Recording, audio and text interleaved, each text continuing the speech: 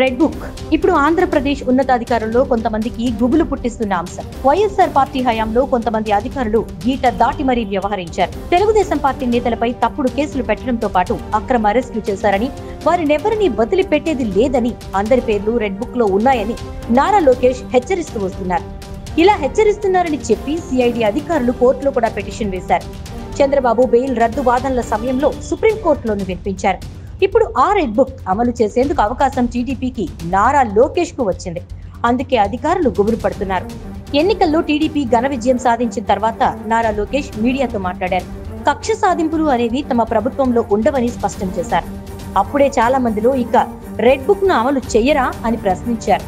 కానీ కక్ష సాధింపులు ఉండబోవని చెప్పాను, కానీ తప్పు చేసిన వారిని వదులుతానని చెప్పలేదని స్పష్టం చేశారు. తప్పు చేసిన వారందరి పేర్లు రెడ్ బుక్ లో ఉన్నాయని, వారిపై చర్యలు తీసుకుంటానని ప్రజలకు హామీ ఇచ్చానని గుర్తు చేశారు. ప్రజలకిచ్చిన హామీని నెరవేరుస్తానని అంటున్నారు. అంటే రెడ్ బుక్ అమలు జరిగి తీరుతుందని చెప్పకనే చెప్పారు. దీంతో అధికారుల్లో గుబులు ప్రారంభమైంది. తాము ప్రతిపక్షంలో ఉండగా కొంతమంది అధికారులు వ్యవహరించిన తీరు, తప్పుడు కేసులు పెట్టి వేధించిన వైనంపై టీడీపీ అగ్రనాయకత్వంలో చాలా ఆగ్రహం ఉంది. అలాంటి అధికారులను క్షమించే ప్రశ్నే లేదంటున్నారు. టీడీపీ గెలిచిన తర్వాత పలువురు అధికారులు చంద్రబాబును కలిసేందుకు ఉండవల్లిలోని నివాసానికి వస్తున్నారు.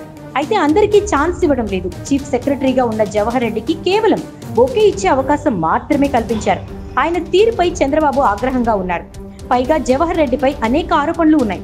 దీంతో ఆయనను సెలవుపై పంపేశారు.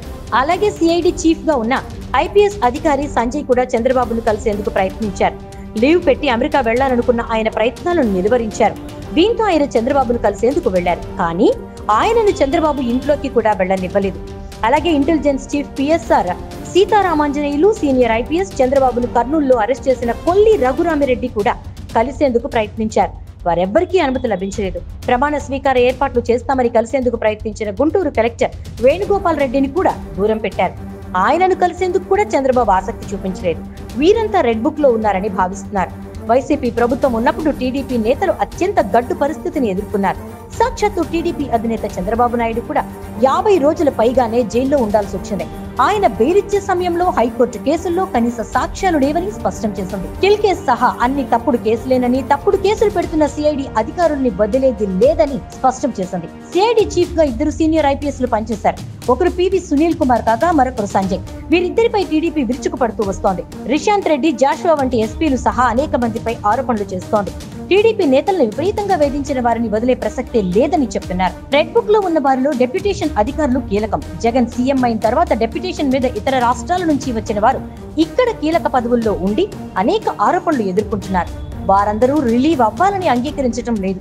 డెప్యుటేషన్ పై వచ్చిన అధికారులను రిలీవ్ చెయ్యకూడదని ప్రభుత్వం నిర్ణయం తీసుకుంది. తమను రిలీవ్ చేయాలంటూ దరఖాస్తులు చేసుకుంటున్న డెప్యుటేషన్ పై వచ్చిన పలువురు అధికారులకు ఇదే చెప్తున్నారు. స్టాంపులు, రిజిస్ట్రేషన్ల శాఖ ఐజీ రామకృష్ణ మార్గదర్శిపై కేసుల్లో ప్రధాన వ్యక్తి. ఆయన తాను పోతానంటూ లెటర్ పెట్టుకున్నారు. గరుడ శాఖ ఎండీ విజి వెంకటరెడ్డి కూడా అదే చేశారు. ఇక సాక్షితో పాటు వైసీపీ ప్రచారానికి ప్రజాధనం దోచిపెట్టడంలో కీలక పాత్ర పోషించిన సమాచార పౌర సంబంధాల శాఖ కమిషనర్ విజయ్ కుమార్ రెడ్డి మద్యం స్కామ్ ను తన చేతులపై నడిపించిన ఏపీ బెవరేజెస్ కార్పొరేషన్ మాజీ ఎండీ వాసుదేవ్ రెడ్డి అంతా తాము తమ శాఖలకు వెళ్లిపోతామని లెటర్లు పెట్టుకున్నారు. ఏపీఎఫ్ఎస్ఎల్ ఎండీ మధుసూదన్ రెడ్డి, పరిశ్రమల శాఖ కమిషనర్ చిలకల రాజేశ్వరరెడ్డి కూడా అదే చెప్తున్నారు. తెలంగాణకు వెళ్లేందుకు ఇప్పటికే దరఖాస్తులు చేసుకున్న ఆర్థిక శాఖ ప్రత్యేక ప్రధాన కార్యదర్శి ఎస్ఎన్ రావత్ కూడా ఇంకా గ్రీన్ సిగ్నల్ రాలేదు. తెలంగాణకు వెళ్లేందుకు మరికొందరు కీలక శాఖలు అధికారులు దరఖాస్తులు పెట్టుకున్నారు. అయితే ప్రభుత్వం ఎవరినీ కదలనీయకుండా చేస్తోంది. సెలవుపై వెళ్తానంటూ దరఖాస్తు చేసుకుంటున్న టీటీడీ ఈవో ధర్మారెడ్డి సెలవును కూడా తిరస్కరించారు. సెటిల్ చేయాల్సిన లెక్కలు చాలా ఉన్నాయని టీడీపీ నేతలు అంటున్నారు. ముఖ్యమంత్రిగా చంద్రబాబు ప్రమాణ స్వీకారం చేశాక కీలకమైన విచారణలు, దర్యాప్తులు ఉండే అవకాశం ఉంది. ఎంతో మంది అధికారులు జైలుకెళ్లే అవకాశం ఉందని టీడీపీ నేతలు అంటున్నారు.